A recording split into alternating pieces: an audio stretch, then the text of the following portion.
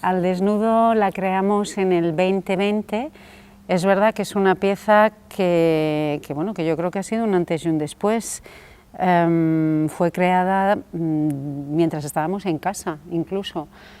Fue una comisión desde Aida Gómez para el Festival Madrid en Danza, que sinceramente yo pensaba que no iba a suceder en junio del 2020 y al final sucedió. Es una pieza de 1 hora y 5 y 10 más o menos, con 2 partes diferentes. La primera es con música de Philip Glass y la segunda con música electrónica de Johann Wieslander.